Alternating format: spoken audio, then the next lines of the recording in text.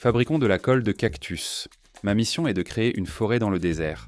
Évidemment, les sols désertiques n'ont pas assez d'eau pour soutenir beaucoup de vie.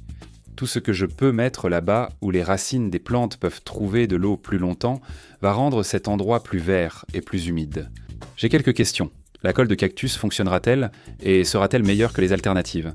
Aujourd'hui, je compare la colle de cactus et l'hydrogel dans notre terreau personnalisé pour voir lequel est le plus efficace et offre le meilleur rapport qualité-prix. La colle de cactus a de nombreux avantages, mais je ne peux pas l'acheter sur Amazon. Je dois la fabriquer moi-même. J'ai un nouvel outil. J'ai besoin de ça.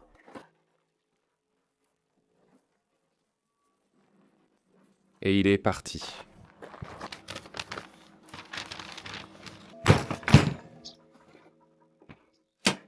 La plupart de ce cactus est ici depuis des mois, donc je ne vais garder que les parties vraiment les plus épaisses pour la plantation. Et puis le reste, nous allons en faire de la colle de cactus.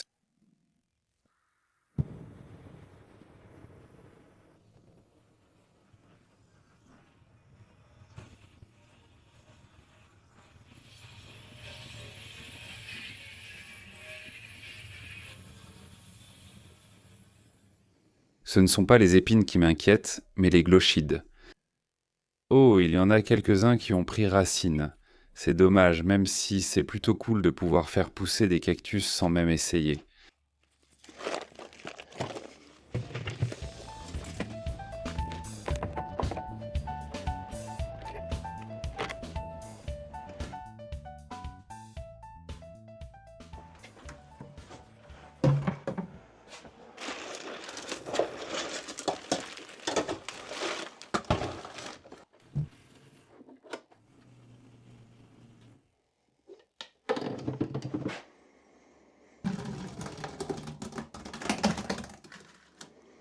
Ça ressemble un peu à de la salsa.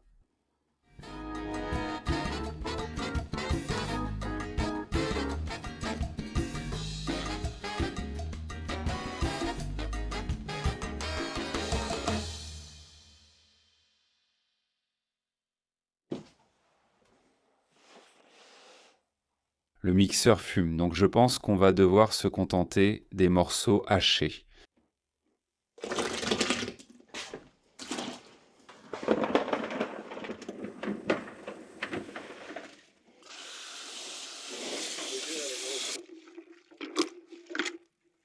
Je vais laisser ça fermenter pendant 1 jour, peut-être 2. Donc ça sera juste posé dessus sans serrer pour que ça puisse respirer et on reviendra vérifier. D'accord, ça fait maintenant 36 heures pour la colle de cactus. Voyons où on en est.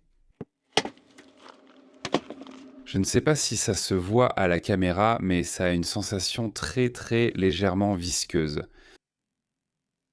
Ça a une texture, c'est presque comme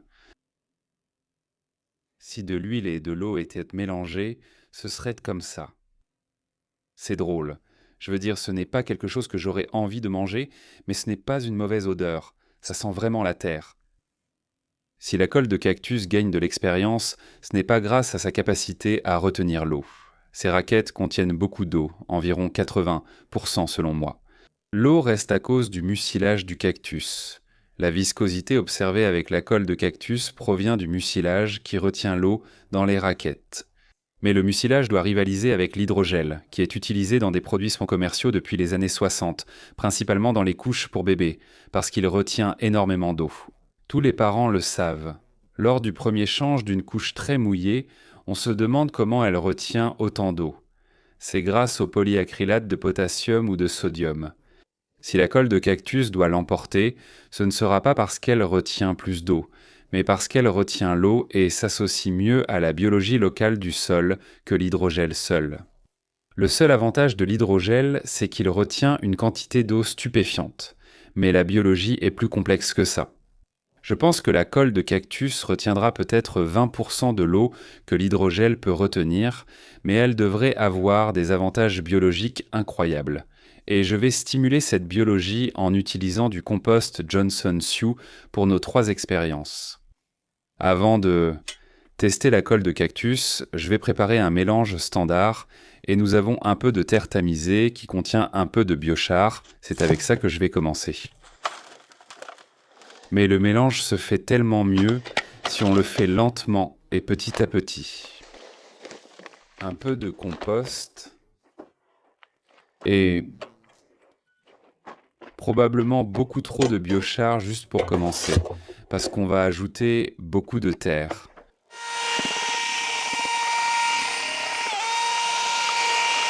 Ce n'est pas parfait, mais tu vois comment ça tient ensemble, il manque juste un peu plus d'humidité. Mais on s'en approche, c'est là que la colle de cactus va intervenir. Avec un peu de chance, ça va permettre de lier le tout. Idéalement, on aimerait pouvoir le façonner en boule sans que ça s'effrite complètement comme ça. Il faut juste un peu plus de liant. Ce qu'on a fait, c'est un terreau pour désert, et je l'appelle comme ça parce que c'est adapté au contexte local. Aucune plante ici ne s'attend à pousser dans la belle terre arable des grandes plaines. Le sol contient presque aucune matière organique. Donc on essaie de l'enrichir sans le rendre trop riche, et en visant à obtenir cette couleur noir-gris raisonnable. C'est un équilibre entre s'assurer qu'il contient réellement des nutriments sans avoir recours à des analyses en laboratoire. Il faut équilibrer l'aspect scientifique et l'aspect pratique. Avant d'aller irriguer, allons chercher la vedette du jour, le Bluetti Elite 1180 watts. Cet appareil ne pèse que 11 kg, donc quand j'ai besoin d'électricité dans un endroit isolé, c'est super facile. Il suffit de le mettre derrière le siège du conducteur et d'y aller.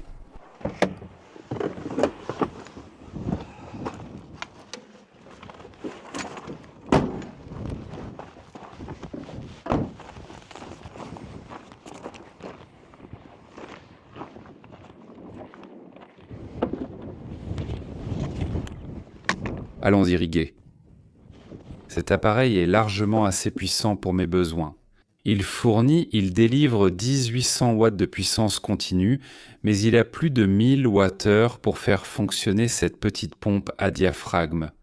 Je pense que ça consomme environ 150 watts, mais on va vérifier.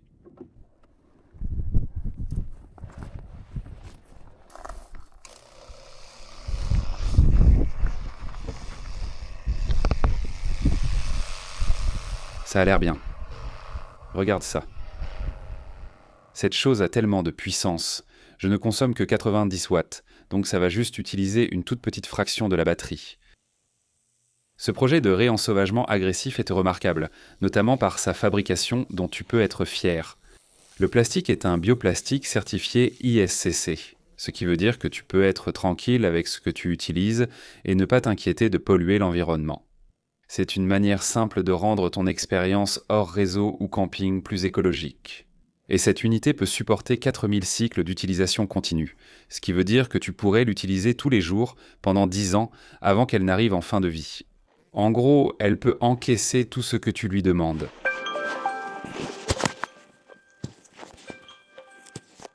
D'accord ?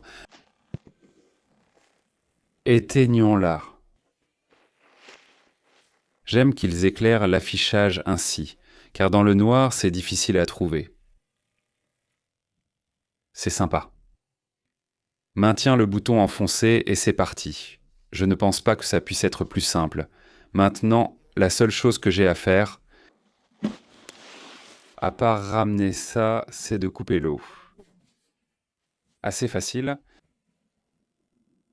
D'accord, remplis-les.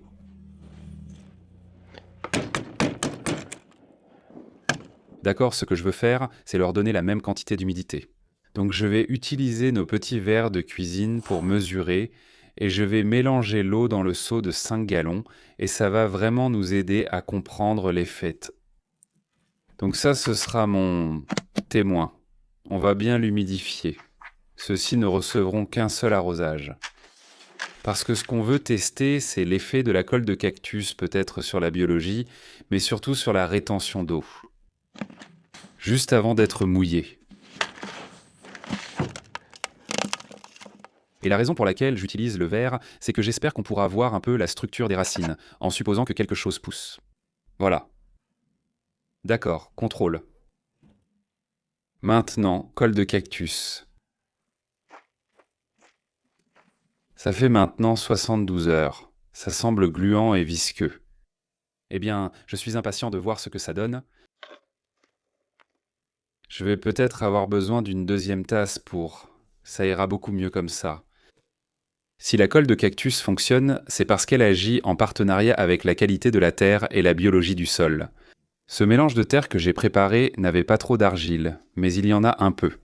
Mais il y a des endroits sur le ranch où c'est de l'argile pure. Et lorsque la biologie du sol devient active, on peut transformer l'argile, ou lorsqu'elle est complètement hydratée, seulement environ 25% de l'eau est disponible pour les plantes. Mais à mesure que la biologie modifie la structure grumeleuse et physique du sol, on peut augmenter ce pourcentage jusqu'à 43%. Donc, même si la colle de cactus ne durera pas éternellement, elle peut potentiellement transformer la terre autour d'elle et rendre beaucoup plus d'eau disponible pour les plantes d'une manière totalement biologique et durable. Je veux m'assurer absolument de donner aux microbes la meilleure chance possible, le plus rapidement possible, pour que la colle de cactus fonctionne. Je vais utiliser du compost Johnson Sioux. C'est une façon d'inoculer la biologie directement sur les graines, de sorte qu'à mesure que les racines se développent, elles répandent les microbes avec elles et apportent la biologie qui va transformer le sol. C'est visqueux, mais ce n'est pas non plus excessivement visqueux. D'accord. C'est drôle, c'est la même quantité d'eau, mais ça paraît beaucoup plus boueux. C'est assez facile à mettre dans un bocal. Maintenant, c'est le genre de choses que la plupart du public adore détester. Nous avons eu beaucoup de succès à faire pousser les cactus beaucoup plus vite en augmentant la disponibilité de l'eau dans le sol. C'est une énorme différence. L'hydrogel fonctionne très bien. Je n'ai aucune excuse pour l'utiliser. Je vais vous montrer pourquoi, puis expliquer pourquoi tant de spectateurs aiment le détester. Voici mon coin salon près du camp, où nous sommes en train d'établir une ligne d'arbres, mais ce qui n'est pas évident à la caméra, c'est que nous sommes aussi en train d'établir des cactus. Si vous ignorez la culture de la figue de Barbarie, cela ne vous impressionne sans doute pas. Si vous la connaissez, c'est probablement impressionnant. Nous avons planté cette raquette dans le sol il y a 3 mois. Nous n'arrosons pas intentionnellement le cactus. Ce qui aide à cette croissance, c'est que nous avons mis de l'hydrogel juste à côté. Et même si nous avons paillé la surface, nous n'avons rien ajouté dans le sol lui-même. Ce cactus pousse pratiquement sur rien. Nous avons aussi d'autres raquettes qui apparaissent. Et celle-ci, c'est la pièce de résistance, la grande raquette qui a explosé hors du sol. Celle-ci aussi. Nous cultivons ces figuiers de Barbarie au camp car ce sont des variétés améliorées, sans épines, choisies pour leur rapidité et la qualité de leurs fruits. Je m'attends à ce qu'à l'avenir, nous ayons une énorme réserve de cactus, beaucoup de fruits. Et si nous pouvons l'utiliser pour autre chose que du paillis de surface, j'aimerais savoir comment en tirer le meilleur parti possible. Tout le monde déteste ce truc. Mais nous avons beaucoup de succès pour faire pousser les plantes beaucoup plus rapidement avec ça dans le sol et dans les pots. Mais pendant que nous attendons que les cristaux s'hydratent, je vais préparer les graines et je vais m'en occuper. Toutes recevront Johnson Sioux. Je veux qu'elles soient aussi saines et vigoureuses qu'au poudre que possible et je vais tout donner pour cela. Je pense que la WC donnera les meilleurs résultats. Mais on va tout planter et voir.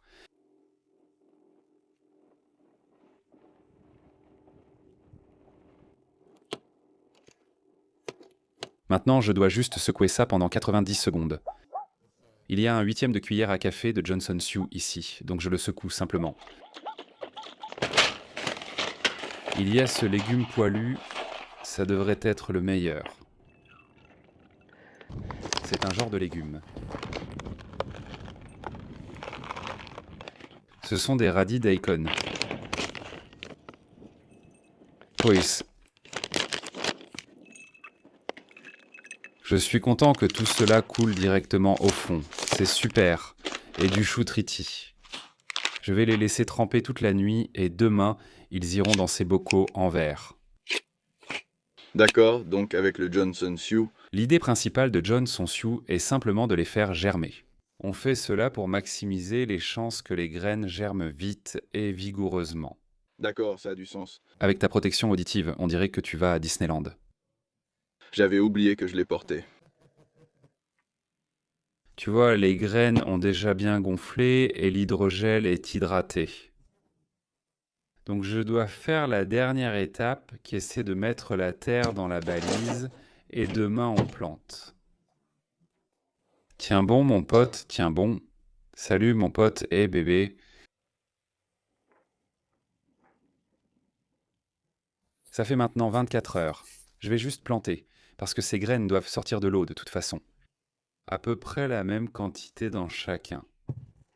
Faites-le de la manière la plus uniforme possible. Contrôle effectué. Colle de cactus. Maintenant hydrogel, assez spongieux. Et maintenant, ils sont dans la pépinière. Nous allons les surveiller tous les quelques jours, mais pour l'instant, nous attendons. Eh bien, ce n'est guère surprenant quand on a de l'eau qui scelle la surface. Ce n'est même pas de l'eau, c'est de l'hydrogel. Cela a formé essentiellement une couche plastique. Nous avons effectivement quelques toutes petites germinations qui ont réussi à percer, ce qui est tout simplement incroyable. J'ai eu un mois pour y réfléchir et je me suis rendu compte que est-ce vraiment ce que je veux que la colle de cactus accomplisse? Est-ce que je veux que ce soit le plus efficace en sécheresse? Et est-ce que je pense que ça va gagner? Non, je ne m'y attends pas. L'hydrogel fera mieux. Ce n'est pas la proposition de valeur de la colle de cactus, c'est un hydrogel qui soutient la vie microbienne. Donc avec le temps et du recul, j'en ai une meilleure utilisation. Je vais préparer un nouveau lot de colle de cactus et vous montrer une bien meilleure façon de l'utiliser. À mon arrivée ici, j'ai constaté que l'expérience avec la colle de cactus était assez imparfaite. Parce que bien sûr l'hydrogel va l'emporter. Il retient 400 à 500 fois son poids en eau. Je m'attends simplement à ce que cela écrase le biochar à lui seul. Je me suis rendu compte que je testais la mauvaise chose. J'ai essayé de tester la capacité maximale de rétention d'eau, alors qu'en réalité, ce que je veux vraiment tester, c'est la biomasse et la croissance maximale. Et pour cela, je dois arroser régulièrement, mais il me faut un mécanisme pour contrôler le moment où j'arrose. J'ai donc conçu une nouvelle expérience, toujours avec de la colle de cactus. La première sera le témoin, où je n'utiliserai que de l'eau dans le biochar. Cela devrait en fait ralentir la croissance des plantes, mais ce sera l'indicateur du moment où je dois arroser tout le système. Les deux alternatives y sont le biochar chargé normalement et ensuite le biochar chargé avec de la colle de cactus. Je veux voir s'il y a une quelconque différence observable dans ce qui se passe. Parce que la colle de cactus, en plus d'être dans le biochar, devrait retenir plus d'eau, en plus de soutenir mes microbes, mais il faut qu'on mette ça à l'épreuve. On n'a besoin que de quelques raquettes. J'en ai mis beaucoup trop la dernière fois.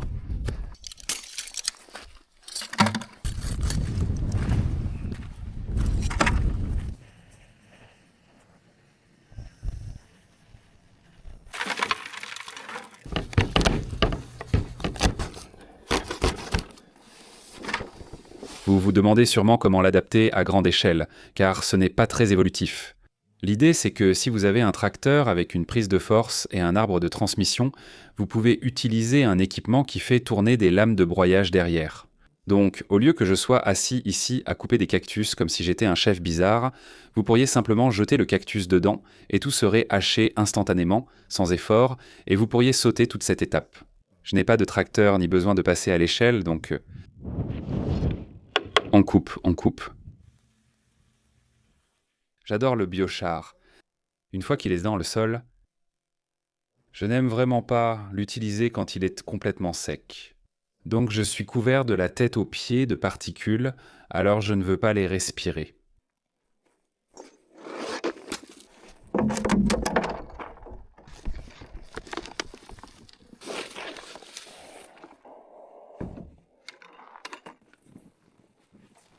Nous allons faire 3 versions.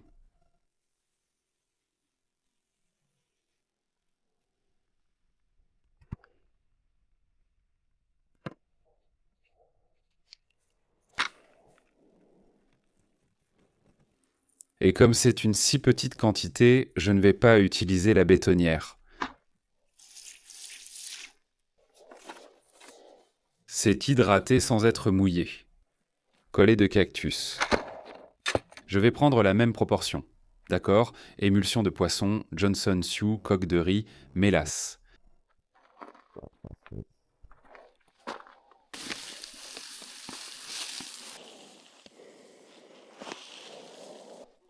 Ici, nous avons la mélasse. Merci aux spectateurs qui ont envoyé ceci depuis la liste de souhaits Amazon.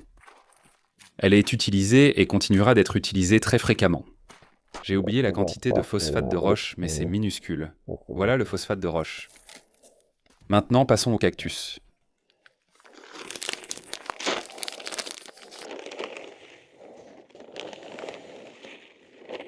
D'accord, les ingrédients secs sont prêts.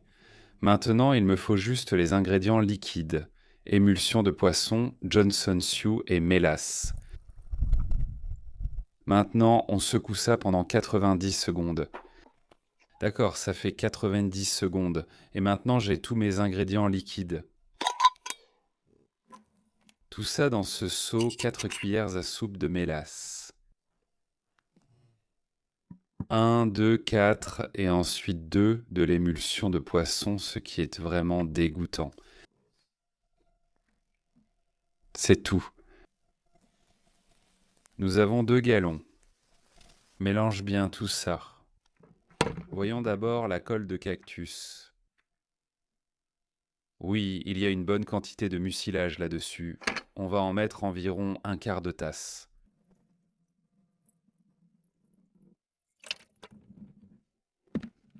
Et maintenant, ceci est l'original. Versez ceci ici. Finissons avec notre lot habituel, mélangeons tout ça et laissons le biochar l'absorber. L'eau habituelle ici. Et le lot avec la colle de cactus. Mais tout ça à l'abri du soleil. J'ai besoin de terre locale pour mener mon expérience avec la colle de cactus. Ça va produire beaucoup de gravier pendant le processus.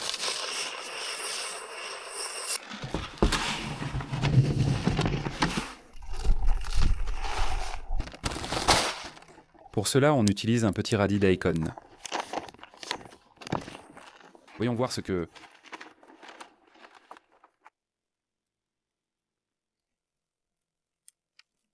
Je vais aligner ça dans exactement le même ordre.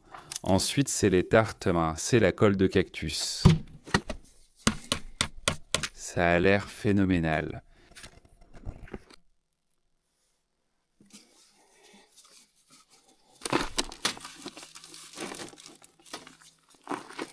Et enfin, le biochar traité classique.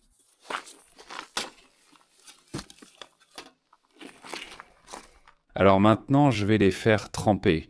Je dois faire attention parce que je ne veux pas que le témoin de la première expérience soit tout mélangé, donc je vais faire passer la colonne d'eau ici. Fais-le simplement lentement.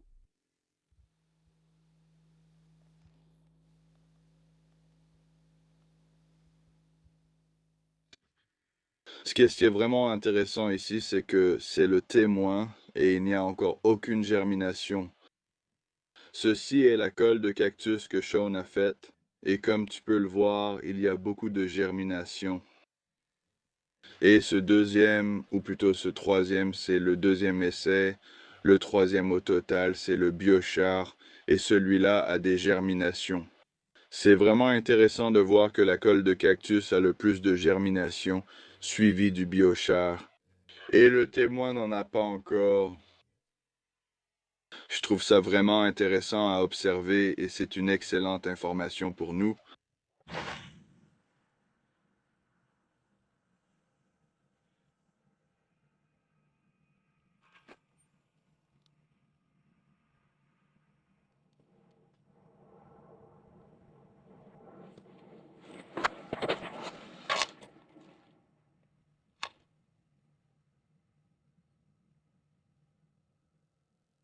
Ça fait tellement longtemps que j'ai commencé ce projet. Je ne sais même plus combien de temps s'est écoulé. Je pense que ça fait 4 ou 5 mois. Ce résultat est vraiment génial. Je suis tellement enthousiaste de voir la colle de cactus et l'herbe est plus haute et plus dense qu'avec le processus de charge habituel. Je ne dirais pas que c'est un résultat révolutionnaire si on le regarde à ce stade, mais la façon dont les germinations ont réagi, c'est tellement différent. Et je suis devenu tellement obsédé par ces résultats que je n'ai même pas pensé à ce résultat-là, qui est que la colle de cactus contient en fait quelque chose de vivant, Même si nous n'avons donné à ce seau, enfin à ces bocaux en verre, aucun supplément ni eau. Seule la pluie est tombée ici pour les recharger. Bien sûr, le contenu du témoin est complètement mort, mais même celui dans l'hydrogel est mort. La seule chose vivante se trouve dans la colle de cactus. Je suis vraiment content des résultats. Je ne m'attendais pas à ce que ça fonctionne aussi bien. Je pensais que ce serait un projet ésotérique où j'allais peut-être apprendre quelque chose, mais je ne m'attendais pas à voir les germinations surpasser aussi clairement avec la colle de cactus par rapport au témoin. Pas seulement le témoin, mais aussi le processus de charge habituel. Je pense que si je venais ici et que je regardais la colle de cactus et comment elle se comporte par rapport au biochar, en regardant, j'aurais pensé qu'il n'y a pas grande différence et que ça ne vaut pas le coup. Mais cette germination précoce, ce départ vraiment fort avec des semis très vigoureux me convainc. Si je faisais ça avec des arbres et des plantes vivaces, ça vaudrait absolument l'effort. Donc pour mon prochain projet, j'en ai quelques-uns en tête. Premièrement, il faut que j'arrête de charger du biochar dans des fubules bleus. À un moment donné, je veux vraiment augmenter la distribution du biochar, pas la production. J'ai mieux à faire que d'allumer des feux et de les surveiller. Et le biochar, si on l'achète en assez grande quantité, est vraiment abordable. Il vaut souvent mieux payer quelqu'un pour la combustion. Il est simple de fermenter beaucoup de colle de cactus. Le problème, c'est comment l'intégrer dans le biochar, le répartir et garder une manipulation efficace du matériau. C'est quelque chose à quoi je réfléchis vraiment. Je ne sais pas encore ce que je vais faire, mais c'est mon objectif. Et puis l'autre idée est liée à la mauve luisante du désert et au gombo que je plante, donc je vais utiliser le gombo dans mon système d'agroforesterie sans tropique comme ombrage immédiat. Il va pousser très vite et devenir très grand dès le début de la saison, et il protégera les graines et les arbres qui me passionnent tant. L'autre idée vient de la famille des malvacées. C'est parce que je plante de grandes quantités de mauve luisante du désert. Et je vais aussi faire pousser du gombo sur la haie brise-vent pour l'ombre. Et si tu as déjà mangé du gombo frit, tu connais cette vilaine substance gluante. Eh bien, j'ai quelques idées en tête sur la façon dont je pourrais ajouter une autre étape à ce processus de chargement du biochar en utilisant la substance gluante de la malvasia. Je veux tenter cette expérience, mais avant il faut que la malvasia pousse ici, ce que je fais déjà. Cela renforce la mission de la forêt du désert et permet de poursuivre les recherches sans distraction. Si vous appréciez mon travail ici et le processus d'amendement des sols désertiques, regardez cette vidéo. J'ai planté cet hydrogel qui retient 100 fois son poids en eau.